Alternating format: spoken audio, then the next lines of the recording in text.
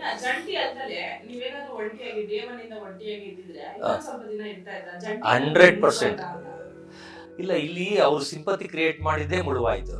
ಅವ್ರು ಏನ್ ಮಾಡಿದ್ರು, ನನ್ ತುಂಬಾ ಕೆಟ್ಟವನ್ ಮಾಡ್ಬಿಟ್ರು. ಅಂದ್ರೆ ನಾನು ಏನ್ ಹೆಸರು ತಗೊಂಡಿದ್ದೆ 1 ವೀಕ್ ಅಲ್ಲಿ, ಅದ್ರ ಆಚೆ ಏನ್ ಬಂದಿದೆ ನನಗೆ ಗೊತ್ತಿಲ್ಲ.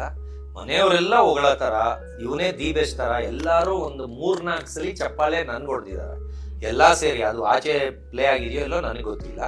3-4 ಸಲ ಸತೀಶ್ ಅವ್ರಿಗೆ ಕ್ಲಾಪ್ಸ್ ಅಂತ. ಯಾಕಂದ್ರೆ ಹಂಗೆ ನೋಡ್ಕೊಳ್ತಾ ಇದ್ದೆ, ಹಂಗೆ ಮೇಂಟೈನ್ ಮಾಡ್ತಿದ್ದೆ. ನನ್ಗೆ ಏನಂದ್ರೆ ಹೋಗಿದ್ ಕಡೆ ಕೆಟ್ಟ ಹೆಸರು ತಗೊಳ್ಳೋದು ಇಷ್ಟ ಆಗಲ್ಲ.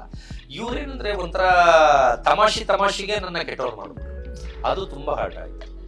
ಓಕೆ, ಇನ್ನ ರಕ್ಷಿತ್ ಅವ್ರ ಬಗ್ಗೆ ಮಾತಾಡೋದಿದ್ರೆ, ಓಕೆ, ನಿನ್ನೆ ಧ್ರುವಂತ್ ಅವರು ನೀವು ನೋಡಿ, ಹೌದೌದು.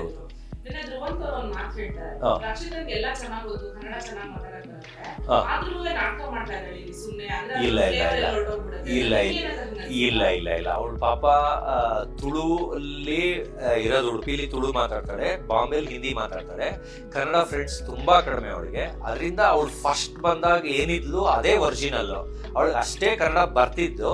ಆದ್ರೆ ನಮ್ಗಳ ಜೊತೆ ಸೇರಿ ಮಾತಾಡಿ ಒಂದು 25% ಇಂಪ್ರೂವ್ ಆದ್ಲು. ಇದು ನಿಜ. ಅವಳು ಕನ್ನಡ ಬಂದು ಆಕ್ಟಿಂಗ್ ಮಾಡ್ತಾ ಇದ್ರೆ ಧ್ರುವ ಹೇಳಿ ಸುಳ್ಳು, 100% ಸುಳ್ಳು. ಆಮೇಲೆ ಆ ಹುಡುಗಿ ತುಂಬಾ ಒಳ್ಳೆಯವಳು. ಮನೆ ಕೆಲಸ ಆಗ್ಲಿ ಹೇಳ್ದೆ ಇದ್ರು ರಾಣಿ ಆದ್ರೂ ಅವಳೇ ಮಾಡ್ಬಿಡೋಳು. ಆಮೇಲೆ ಎಲ್ಲಾರ ಜೊತೆ ಈಕ್ವಲ್ ವ್ಯಾಲ್ಯೂ ಕೊಡೋಳು, ಎಂಟರ್ಟೈನ್ಮೆಂಟ್ ಕೊಡೋಳು. ತುಂಬಾ ಒಳ್ಳೆಯವಳು. ಧ್ರುವ ಏನಂದ್ರೆ ಮಿಸ್ಟರ್ ಪರ್ಫೆಕ್ಟ್ ಅಂತ ಡೂಪ್ಲಿಕೇಟ್. ಹೆಸರಿಗೆ ಮಿಸ್ಟರ್ ಪರ್ಫೆಕ್ಟ್, ಆದ್ರೆ ಅವ್ರೇನು ಮಾಡ್ತಿರ್ಲಿಲ್ಲ.